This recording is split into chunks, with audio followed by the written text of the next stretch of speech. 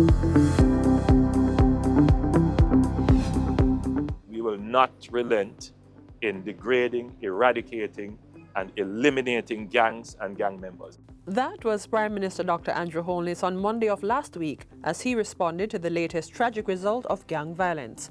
5 people were murdered in what is believed to be a targeted gang-related shooting on 85 Lane off Walton Park Road. In response, Dr. Holness said the anti-gang incentive fund was being increased to $30 million.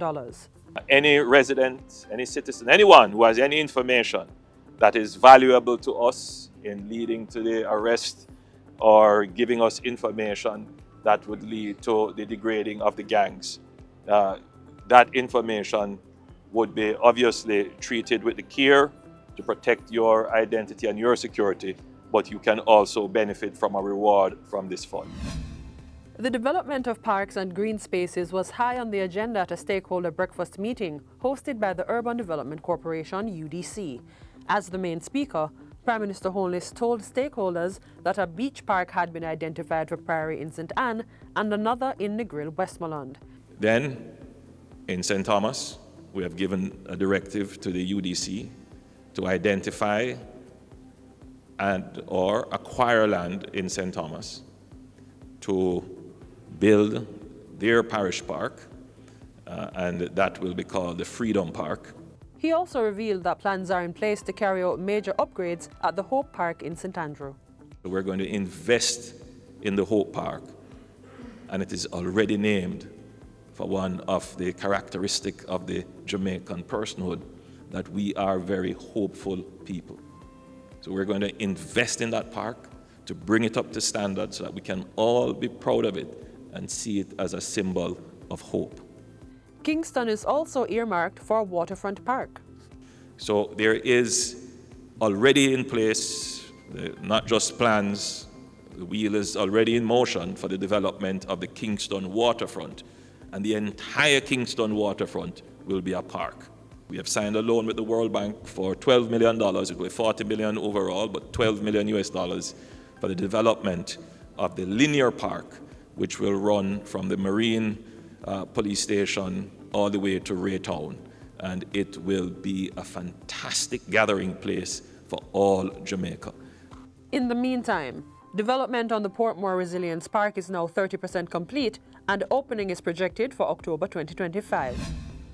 Prime Minister Holness is reiterating his directive to the UDC to accelerate the process of making underutilized lands owned by the agency available for business development.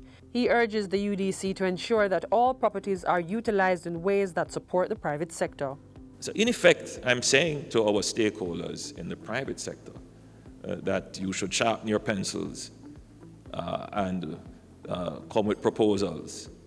And the UDC will also be making requests for proposals to utilize underutilized, unutilized, or non-strategic assets for the UDC.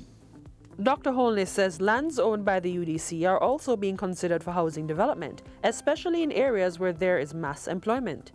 So the UDC has lands in White House in Westmoreland, where the plan is to build 1,000 housing solutions there, and they will be of varying grades, whether it is low income, achievable, affordable, middle income. But you will have a housing solution for every price point. Approximately 11,200 housing solutions are targeted for Negril in Westmoreland, Ocherius in St. Anne, as well as Helshaw, Brayton and Caymanas Estate in St. Catherine. And this is separate from the 70,000 housing solutions between the NHT and the Housing Agency of Jamaica and the new social housing project, which they are already underway in developing those housing solutions. So we are bringing essentially more than 10,000 housing solutions to the market through the UDC, and I'm pleased to announce that here today. Prime Minister Dr. Andrew Holness has hailed the new Custos of St. Anne, Joseph Issa, as a visionary leader, a dedicated philanthropist, and a champion of innovation. Mr. Issa was presented with the Grand Commission and the Magistrate's role on Thursday by Governor-General Sir Patrick Allen.